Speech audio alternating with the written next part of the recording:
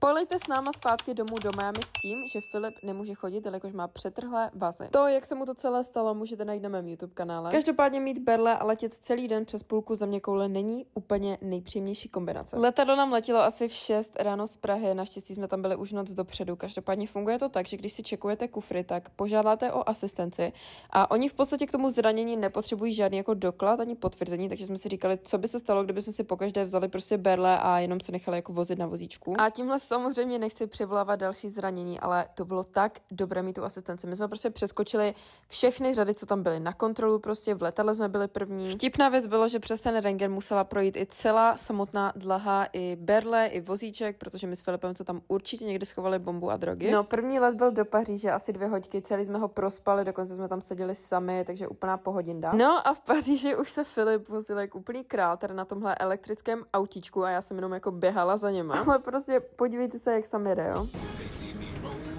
V Paříži jsme čekali asi 3 hodiny na přestup, už to na nás začalo trošku doléhat, plus tam nebylo žádné jídlo, jediná věc, co jsem si dala, vůbec nebylo dobré, ale nevím, jako jestli jsme byli na nějakém špatném terminálu, ale zrovna prostě v Paříži tam fakt bylo úplné hovno. Naštěstí to uteklo rychle a teď už nám zbývala jenom ta horší část a to byl 10hodinový let do Miami. Měli jsme i v plánu si připlatit za business, aby jsme se mohli jako jak vyspat, tak aby si Filip mohl prostě natáhnout nohu, ale měli už všechno vyprodané, ale naštěstí jsme seděli úplně vzadu jenom ve dvojce, takže jsme kolem sebe neměli jako žádné lidi. A první 4 hodiny letu byly úplně příšerné, jelikož byly samé turbulence a já v letadle vůbec nedokážu nikdy spát, takže já jsem prostě byla jenom 4 hodiny ve stresu, mezitím prostě Filip vedle mě chrápal, jak kdyby se nic nedělo. Potom se to naštěstí trošku uklidnilo, Filip se zbudil, takže jsme si dali pár kol, tady tohle mini una a potom jsme se koukali na stažené filmy, co jsme měli na mobilu. No a teďka to nejlepší na závěr bylo přistát v Miami a přeskočit tady tuhle brutální řadu, tohle je prosím pěkně hraniční kontrola, kterou vy, když přistanete v USA,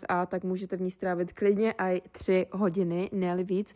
A my jsme to přeskočili prostě lusknutím prstů, takže aspoň po tom celém letu tohle byla, že třešnička na dortu. Pak už jsme si jenom zavolali Ubera a doma jsme byli asi v 8 večer, takže jsme se rozhodli, že ještě pojedeme rychle na večeři s naším kamarádem a zjistili jsme, že je tady fucking 13 stupňů. Chcete mi říct, že my jsme utekli z Česka, aby jsme šli prostě ze zimy do zimy. Každopádně, pokud vás zajímá, jak tady v Miami žijeme a jak tady funguje studentský život, tak dejte follow pro další videa.